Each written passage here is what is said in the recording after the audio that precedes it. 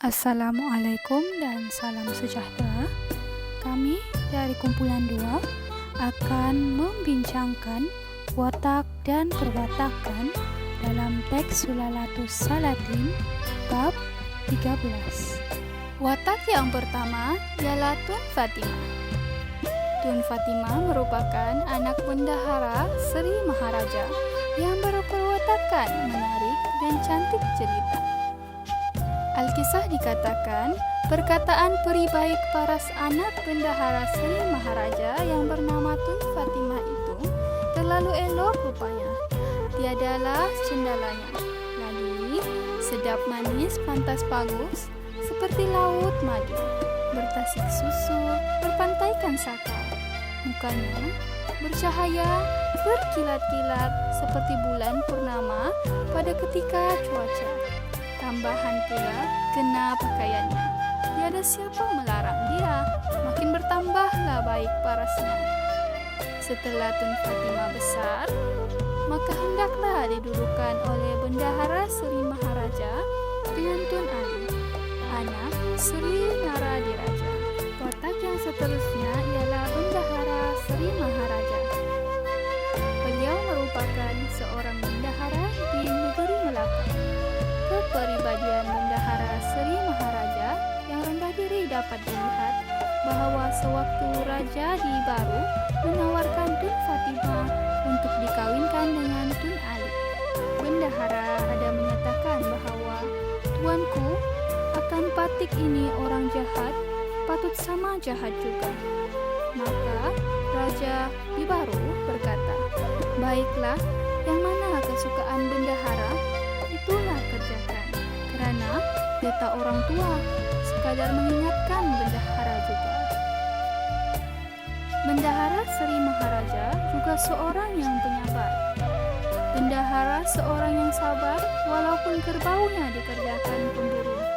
Namun, dia tidak berkata kasar kepadanya.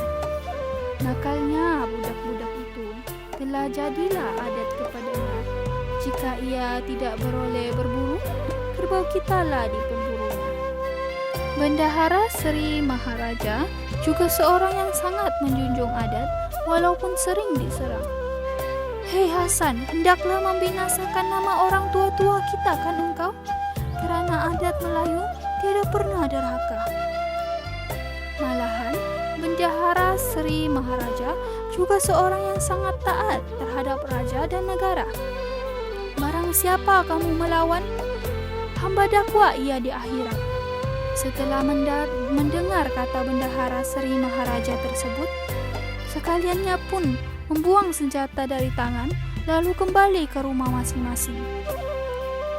Bendahara Sri Maharaja juga seorang yang taat agama. Salam doa anak kanda bahawa takdir Allah Ta'ala telah datanglah pada hari ini. Maka sahut Bendahara Sri Maharaja dan Sri Naradiraja, barang yang telah berlaku pada hukum Allah ini, hamba pun redohlah. Lalu, Maharaja Sri Bendahara terus mengambil air sembayang untuk menunaikan solat. Watak yang ketiga ialah Sultan Mahmud Shah.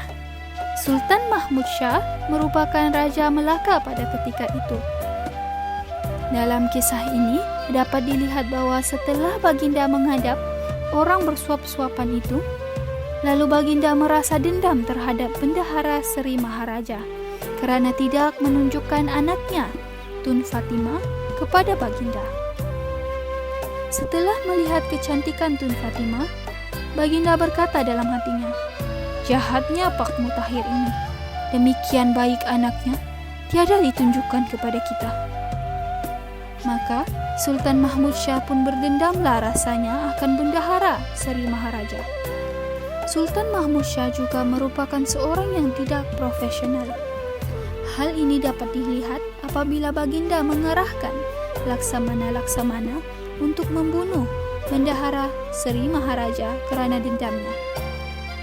Maka Sultan Mahmud Shah pun menyuruh memanggil Tun Suradiraja dan Tun Indra segera. Setelah keduanya datang, maka dititahkan Baginda membunuh Bendahara Sri Maharaja. Watak yang berikutnya ialah Tun Hasan Temenggung. Tun Hasan Temenggung ialah saudara kepada Tun Fatimah yang merupakan seorang yang angkuh. Kelihatan bahwa Tun Hasan Temenggung sahaja yang belum pernah ke rumah Ali Manu Nayan. Ali Manu Nayan berkata, "Orang kaya, semua orang besar-besar dalam Melaka ini datang ke rumahku, melainkan orang kaya juga yang tiada datang. Jikalau dapat mari, apa orang kaya bermain-main ke rumahku, hingga berdiri juga di hadapan kedaiku. 10 tahil emas dipersembahkan." Maka kata Tun Hasan Temenggung, "Nuni haramzadah, aku hendak engkau beri makan sedekah. Jika pada bapak-bapakmu yang lain, boleh." Watak terakhir ialah Raja Dibaru. Raja Dibaru merupakan ayah saudara kepada Sultan Mahmud Syah. Raja Dibaru merupakan seorang yang suka memberi nasihat atau cadangan. Akan anak kanda ini terlalu sekali baik parasnya. Pada hati beta, tidak patut ia diberi bersuami orang keluaran ini. Jikalau bendahara mendengar kata beta orang tua ini, janganlah anak kanda diberi bersuami dahulu. Baik juga ditunjukkan kepada yang dipertuan, Sultan Mahmud Syah, kerana permaisuri Pahang sudah mangkat. Istiadat Raja Melayu, apabila tiada beraja perempuan, anak bendahara lah akan jadi raja perempuan. Raja Dibaru juga ada menyatakan, "Baiklah, yang mana kesukaan bendahara, itulah kerjakan. Kerana beta orang tua sekadar mengingatkan bendahara juga." Setelah mendengar kata bendahara yang begitu rendah diri itu,